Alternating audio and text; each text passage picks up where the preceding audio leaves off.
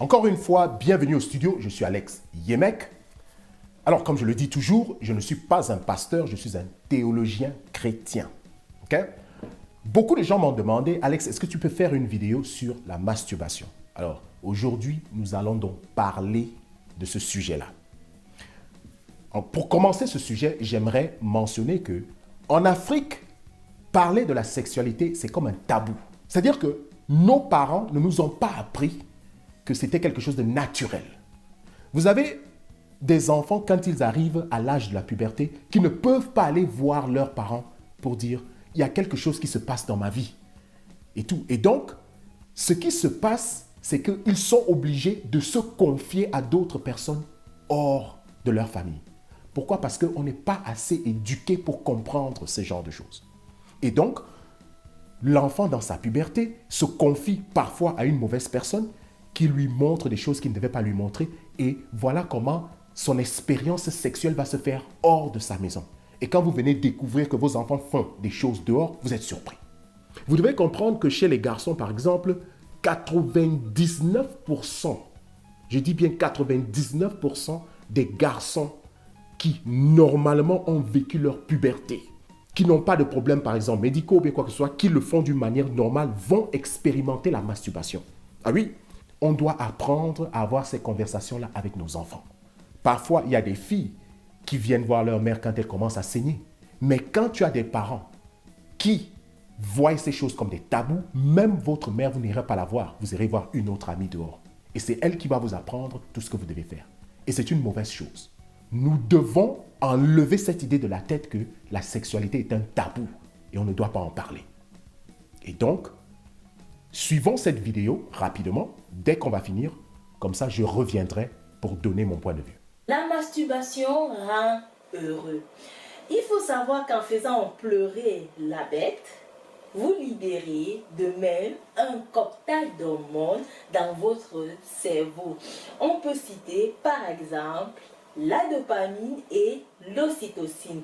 Ces deux hormones vous rendent joyeux et améliorent votre sentiment de satisfaction. L'ocytocine est l'hormone qui détend et participe à la régulation du système de stress. Et pour en rajouter une couche, cette hormone libérée pendant l'orgasme aide à lutter contre la dépression. Que demander de plus? La masturbation prévient l'éjaculation précoce.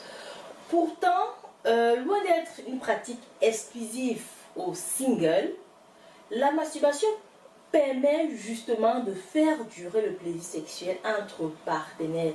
Si bien sûr, tout se fait dans les règles de l'art. Vous pourrez justement mieux vous connaître dans votre désir et ainsi vous contrôler pour retarder le seuil de l'éjaculation. Votre partenaire n'en sera que plus ravi. La masturbation permet de mieux comprendre son corps. En se caressant, on peut parfois en apprendre beaucoup sur son propre désir, sur ses fantasmes et même sur tout ce qui peut nous plaire. De plus, apprendre à se connaître permettra également de pouvoir guider sa partenaire dans des moments intimes. Le fait de se masturber fréquemment permettrait de renouveler le sperme produit pour ne laisser que ceux ayant le plus de chances de féconder l'ovule. En revanche, les hommes perdent en quantité de sperme produit. En d'autres termes, le stock est renouvelé pour ne laisser que les plus féconds. Attention, attention, attention, je vous vois venir les gars. Comme tout excès, la masturbation masculine peut devenir pathologique. Lorsqu'elle devient compulsive, elle répond alors à un mal-être ou à une certaine forme d'angoisse excessive et se caractérise par une perte de contrôle, c'est-à-dire une personne ne peut s'empêcher de se masturber. Elle a alors un impact sur la vie sociale, professionnelle et ou personnelle et peut alors devenir source d'une grande souffrance car la sexualité prend alors le pas sur le reste de la vie. Une consultation spécialisée dans un service d'addiction est alors nécessaire pour se soigner et sortir de ce cercle vicieux de l'addiction sexuelle. Comme vous l'avez suivi, voilà une expert, un docteur, qui essaye de donner des conseils sur la masturbation.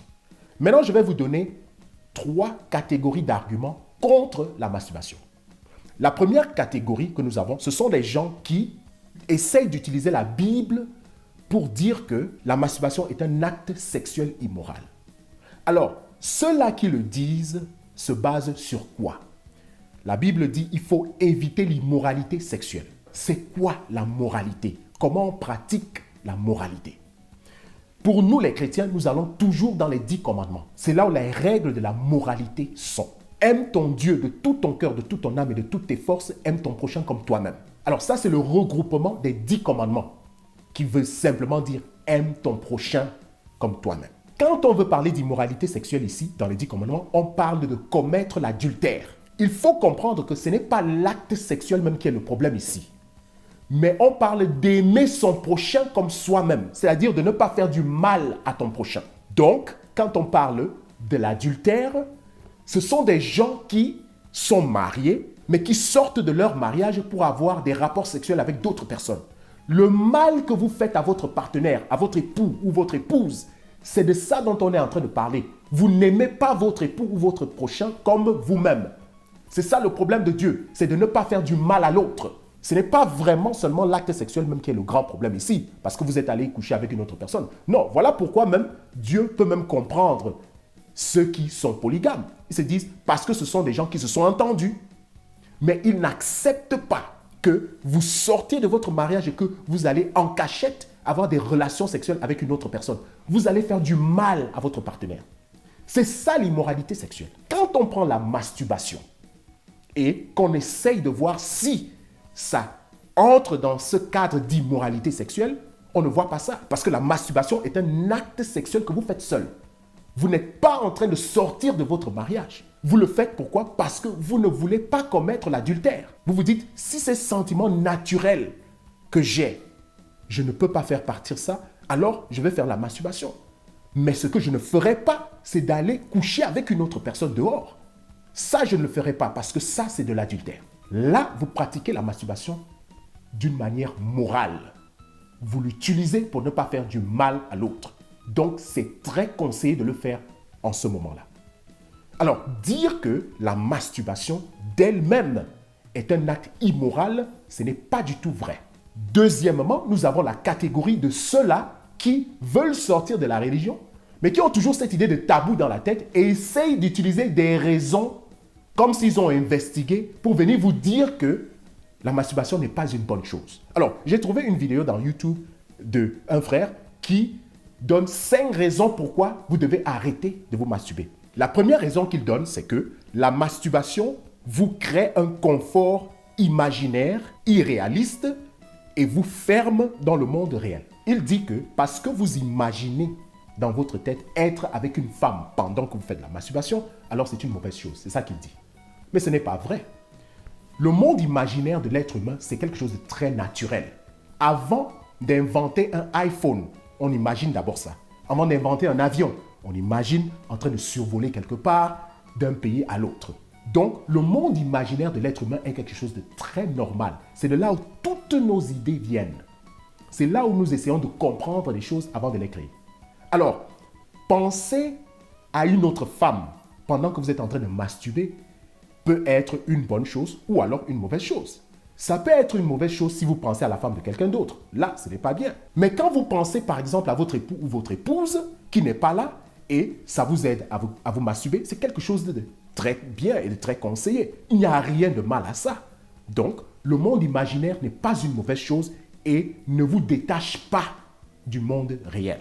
La deuxième raison qu'il utilise, c'est que la masturbation crée des troubles d'érection. Ça peut être vrai si vous le faites en excès. Tout ce qu'on fait en excès n'est pas bien. Vous mangez trop, ce n'est pas bien. Vous buvez trop, ce n'est pas bien. Donc, tout doit être contrôlé. Mais bien au contraire, quand il s'agit des troubles d'érection, ceux qui ont par exemple des éjaculations précoces ont besoin de faire la masturbation parce que c'est comme si vous vous entraînez. C'est comme quelqu'un qui décide de courir. Il décide que il va courir pour perdre le poids. Il commence le premier jour, peut-être 30 minutes. Après un mois, il le fait maintenant pendant plus d'1 heure de temps. C'est comme ça aussi la masturbation. Si vous vous entraînez pour que vous n'ayez plus des éjaculations précoces, pour avoir beaucoup plus de résistance, la masturbation va beaucoup vous aider. Donc, dire que ça apporte des troubles d'érection n'est pas entièrement vrai. La troisième raison qu'il utilise, c'est que la masturbation vous rend égoïste. La masturbation ne rend personne égoïste. C'est la personne de lui-même qui était déjà égoïste. Quand vous êtes dans un couple, vous n'êtes pas supposé faire la masturbation à moins que vous deux, vous ne soyez d'accord là-dessus. Dans le mariage, il n'y a pas de sentiment. Le mariage est une décision. Et voilà pourquoi dans la Bible, on dit que on ne doit pas refuser son corps à son partenaire. Si vous êtes égoïste et que vous refusez d'avoir des rapports sexuels avec votre partenaire, ce n'est pas à cause de la masturbation. C'est que de nature, vous êtes déjà comme ça. Vous êtes entré dans le mariage avec vos propres sentiments et vous vous êtes dit que quand vous voulez quelque chose, vous allez faire ça comme vous voulez. On ne conseille pas de faire la masturbation quand on a un partenaire. Ça doit être une roue de secours. La masturbation doit être là seulement pour vous empêcher d'aller faire de l'adultère. De là, vous pouvez pratiquer la masturbation. Ça va vous apporter tous les bénéfices dont le docteur était en train de parler. Mais quant à dire que c'est à cause de votre pratique de masturbation que vous êtes égoïste, ça c'est entièrement faux. La quatrième raison qu'il donne, c'est que vous risquez de perdre l'intérêt pour la personne en face de vous. Ça aussi, ça dépend de comment est-ce que vous la pratiquez. Comme je l'ai déjà dit, on ne conseille pas de faire la masturbation quand vous avez déjà un époux ou une épouse. La seule fois où vous devez le faire, c'est quand vous êtes en accord. Mais quand vous arrivez au niveau où vous n'arrivez plus à être avec votre partenaire, c'est que vous avez utilisé la masturbation quand elle ne devait pas être utilisée. Voilà pourquoi on dit qu'il ne faut pas la faire en excès. Ça veut dire qu'elle a déjà pris le contrôle de votre être. La cinquième raison qu'il utilise, c'est que la masturbation baisse votre estime. Ce n'est pas du tout vrai, bien au contraire. La seule fois où vous allez avoir un problème d'estime, c'est quand vous avez déjà mis dans votre tête que la masturbation est une mauvaise chose. Tous ces gens qui vous font des lavages de cerveau que la masturbation est un péché et tout, quand vous avez mis ça dans la tête, bien sûr que vous allez avoir des problèmes d'estime. Vous allez vous culpabiliser quand vous faites de la masturbation. Et donc, dans ce cadre-là, même les docteurs vont vous dire de ne pas le faire. Pourquoi? Parce que la raison pourquoi vous voulez faire la masturbation, c'est pour que ça vous rende à l'aise. C'est pour que vous puissiez dégager en vous tout ce qui est stress. Mais quand vous le faites et que vous commencez à vous culpabiliser, alors ça ne va pas vous aider. Là, ça va baisser votre estime. Mais quelqu'un, par exemple, qui avait déjà des éjaculations précoces et qui réussit à réparer ça par la masturbation, sera très confortable en lui-même. Il saura maintenant qu'il peut performer. Et donc, tout dépend de ce que vous pensez dans la tête. Donc, celui-là qui a fait ces investigations-ci est aussi dans ce tabou africain où c'est beaucoup plus confortable de dire que la masturbation n'est pas une bonne chose que de dire que c'est bien. C'est comme ça. Parce que si vous vous dites que la masturbation n'est pas une bonne chose, oh, là, les gens vont vous applaudir. Mais quand vous parlez pour la masturbation, vous aurez beaucoup de gens qui viendront vous condamner. Pourquoi? Parce que ce sont des fanatiques de la religion. Et c'est donc la troisième catégorie dont je vais parler tout à l'heure. Ce sont ceux-là qui viennent vous inventer que à chaque fois que vous faites de la masturbation, vous couchez avec des esprits, vous avez des esprits qui viennent prendre vos énergies, vous invoquez des démons, quand vous aspergez votre sperme hors des rapports sexuels, vous jetez des enfants. Tout ça, c'est de l'aboutissement. Ce sont des gens qui n'ont aucune éducation et la plupart des gens qui le font sont toujours des soi-disant hommes de Dieu ou femmes de Dieu. Quand vous n'avez aucune formation de théologie, vous racontez des histoires absurdes comme celle-ci aux gens, sans montrer une preuve. Ce sont des gens que si vous leur demandez maintenant, l'esprit ressemble à quoi, ils ne seront pas à mesure de vous montrer à quoi un esprit ressemble. Mais ils sont très confortables de vous dire ça parce que nous sommes dans un monde en Afrique où on aime du mysticisme. On aime des choses de la sorcellerie, on aime parler des démons, on aime parler des esprits. Et donc, c'est beaucoup plus confortable de parler de ça. Et donc, les gens seront là, confortablement. On sait qu'il y a le tabou de parler de la sexualité. Pire encore, on va parler de la masturbation où vous êtes en train de faire des choses que nous voyons sales. Et donc, on veut associer ça avec des mauvais esprits et on apporte tout ce paquet-là pour nourrir les gens avec ça. C'est de la fausseté, c'est du mensonge et ça n'a aucune preuve. Voilà pourquoi je dis toujours aux gens, quand on vous dit quelque chose, demandez des preuves. Si on ne vous donne pas des preuves de ce qu'on est en train de dire, ne laissez pas que ces gens-là vous abruitissent. Voilà pourquoi l'Afrique reste derrière. Vous ne vous posez pas des questions pourquoi on prie beaucoup en Afrique, on a beaucoup d'églises en Afrique, mais jusque-là, l'Afrique est pauvre. Elle n'évolue pas spirituellement et elle n'évolue pas matériellement. Parce qu'on a des gens qui abruitissent les gens du matin au soir dans les églises. Alors, parlons maintenant de ceux-là qui sont en train de raconter que quand vous faites de la masturbation, vous êtes en train de coucher avec des esprits ou alors vous invoquez des esprits. Il y a une religion juive qu'on appelle les Sadduciens. Eux, ils ne croient pas en la vie éternelle. Dans Matthieu 22, ils viennent voir Jésus et ils disent à Jésus, vous là, vous dites que la vie éternelle existe. Alors dites-nous, il y a une femme qui s'est mariée à 7 personnes qui sont mortes. Quand cette femme-là arrivera dans votre soi-disant vie éternelle, elle sera mariée là-bas à qui? Alors Jésus leur dit, c'est parce que vous ne connaissez pas les Écritures que vous dites ce que vous êtes en train de dire. Mais je vous le dis, au ciel, il n'y a pas d'histoire de mariage. Ils sont comme des anges. Les esprits ne sont ni mâles ni femelles. C'est ça que Jésus explique. Donc quand vous allez dans la vie éternelle, quand vous quittez ce monde pour le ciel, nous sommes tous comme des anges là-bas. Les anges ne font pas des enfants, ils n'ont pas des rapports sexuels. Rien de ça n'existe. Ce n'est supporté par aucun passage biblique. Bien au contraire, Jésus est en train de confirmer ici là que les esprits ne s'engagent pas dans des relations sexuelles ou autres. C'est ça qu'il faut comprendre. Alors, ces soi-disant hommes ou femmes de Dieu là qui vous disent que non, la masturbation, c'est coucher avec les esprits. Et puis tout ça, sont ignorants. Ils vous aboutissent et vous devez sortir très rapidement de ces églises.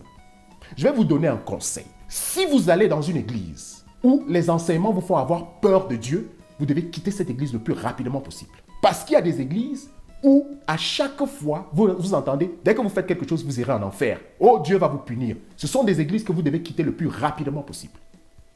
Dieu, avant d'être créateur, il est d'abord Père. L'amour du Père et du Fils, c'est ça qu'on appelle l'Esprit Saint. C'est un peu comme un père et une mère qui représentent leur amour par leurs enfants. Donc, Dieu ne veut pas qu'on ait peur de lui. On dit avoir la crainte de Dieu ne veut pas dire avoir peur de Dieu. Ça veut dire donner à Dieu l'honneur qu'il mérite, le respect de créateur et de père qu'il est. Parce que c'est lui qui nous a donné la vie. Et donc, nous devons avoir la crainte de Dieu. Ça ne veut pas dire avoir peur de Dieu. Un père ne veut pas que ses enfants aient peur de lui. Cherchez des églises où on vous apprend à voir Dieu comme un père. Jésus a parlé lui-même de Dieu comme étant le père de l'enfant prodigue. L'enfant vient dire à son père, je veux mon héritage et je veux partir. Le père ne peut rien faire. Il a pris l'héritage par amour et il a donné à son fils. Il a dit, ça va, tu es assez grand, tu peux partir. Et donc, le fils sort et c'est là-bas où il part subir. Et quand il voit que c'est déjà trop, il revient vers son père en se repentissant. Et le père le prend comme si rien ne s'est jamais passé. Pourquoi? Parce qu'il a appris sa leçon. C'est comme ça que Dieu est. Dieu n'envoie personne en enfer. Personne. Ceux qui vont en enfer ont choisi d'y aller. Comme l'enfant prodigue. Ils ont choisi eux-mêmes d'y aller. Et donc Dieu les laisse. C'est comme ça que Lucifer s'est séparé lui-même de Dieu. Et donc quand vous vous séparez de Dieu, vous vous séparez de l'amour parce que Dieu est amour. Et donc quand vous n'avez pas de l'amour, ce que vous allez vivre c'est quoi? C'est la haine, la souffrance et toute autre chose qui ne sont pas reliées à l'amour. Et donc ce n'est pas Dieu qui est votre problème. Vous, vous êtes détaché de l'amour. Vous ne pouvez pas vivre en dehors de Dieu parce que c'est lui le créateur. Comment vous pouvez vivre en dehors de celui qui vous a créé? Donc quand vous dites que vous ne voulez pas, il vous laisse. Et c'est ça donc qu'on appelle l'enfer. Est-ce que c'est pour dire que l'enfer n'existe pas? Non. C'est pour simplement dire que ceux qui y vont, vont d'eux-mêmes. Dieu n'a jamais envoyé quelqu'un en enfer. Donc, sortez de ces églises où on est en train de vouloir vous faire voir Dieu comme étant celui qui passe son temps à punir les gens, à attendre que quelqu'un fasse quelque chose de mal pour l'envoyer en enfer. Ça, ce sont des églises où on vous abruitisse. Alors, quelle est la leçon que nous devons tirer aujourd'hui de cette pratique de masturbation? Il faut connaître quand faire la masturbation, comment la faire et où la faire. La masturbation apporte beaucoup de bénéfices, comme vous avez déjà entendu ce docteur expliquer. Et en plus de ça, il y a des recherches qui disent même que ça aide à éviter le cancer de la prostate. Parce que la prostate fait partie de ce qui produit les spermes chez les hommes. Et donc, le fait que vous êtes constamment en train de pratiquer la sexualité, soit avec votre femme ou alors dans la masturbation, ça vide la prostate. Comme ça, le sperme ne part pas coaguler. Et c'est cette coagulation-là, quand ça ne fait que s'entasser, qui va donc créer ce cancer de la prostate. La masturbation est beaucoup plus positive que négative. Sentez-vous libre de la pratiquer quand il faut la pratiquer, mais alors ne jamais la pratiquer en excès. Tout ce qu'on fait en excès est mauvais. Ce n'est pas seulement la masturbation. Il faut connaître quand pratiquer la masturbation. C'est-à-dire que je la pratique parce que je ne veux pas commettre d'adultère. Mon époux ou alors mon épouse n'est pas avec moi. J'ai des sentiments sexuels que je dois satisfaire. Et donc, je pratique la masturbation. Ça, c'est une manière morale de la pratiquer. Il faut connaître comment la pratiquer. Il ne faut pas que quand vous pratiquez la masturbation, que vous faites mal. Il faut faire tout pour que ce soit satisfaisant. Et puis, il faut connaître où la pratiquer. Il faut que vous soyez dans un endroit où, quand vous allez finir, vous allez vous sentir à l'aise. Mais tout ça dépend de vos pensées. Tant que dans la tête, nous pensons que la sexualité, surtout la masturbation, est un tabou, est une mauvaise chose, alors que c'est quelque chose de naturel, alors en ce moment-là, ça ne va pas vous aider. Parce que vous allez la faire et vous allez vous culpabiliser. Il faut d'abord que votre mental, votre manière de penser change. La masturbation est un acte naturel. Vous ne pouvez pas combattre contre quelque chose qui est naturel. Voilà pourquoi beaucoup de personnes veulent connaître est-ce que c'est une mauvaise chose ou bien une bonne chose.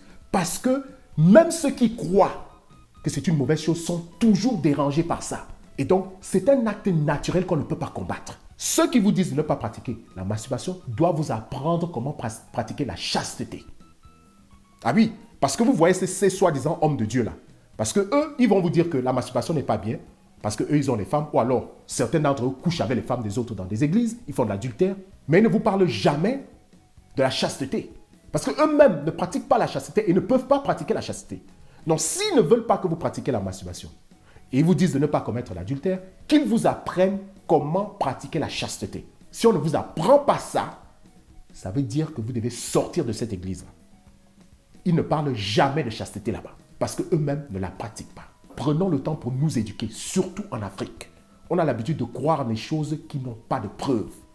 Quelqu'un se lève de nulle part et il vient vous raconter des choses, vous ne demandez pas à avoir des preuves. Alors que ces docteurs que vous voyez là, qui sont en train de vous présenter des preuves comme cette femme-ci, ils ne sont pas experts dans des choses spirituelles, mais ils comprennent que quand le traitement qu'on vous donne vous guérisse, c'est parce que votre esprit et votre âme ont accepté ce traitement. C'est comme ça. Si votre esprit et votre âme n'acceptent pas le traitement, alors ça ne va pas marcher. Voilà pourquoi même les docteurs vous disent que ce n'est pas eux qui guérissent. C'est vous-même, par votre foi, qui devez combattre quand on vous donne un traitement. Donc, si un docteur vous dit que la masturbation a beaucoup de bénéfices parce que ça aide le stress et beaucoup d'autres choses, ce n'est pas seulement parce qu'ils sont trop experts dans le physique. Non, c'est parce qu'ils savent que le corps physique, l'esprit et l'âme travaillent ensemble. Et que quand ils ont des preuves que quelque chose a marché, ils sont très confortables de vous dire de le faire. Certaines personnes qui disent « Oh, d'une manière spirituelle, ça ne marche pas, on comprend que vous êtes des experts dans la médecine et tout. » Ce sont des gens qui aussi ne sont pas éduqués.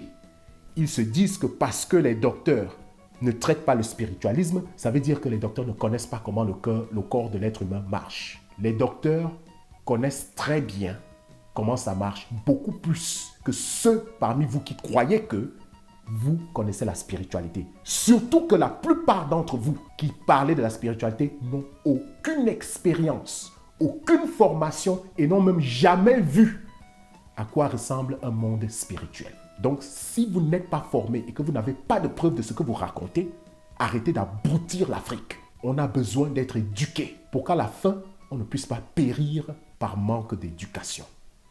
Merci d'avoir suivi cette vidéo.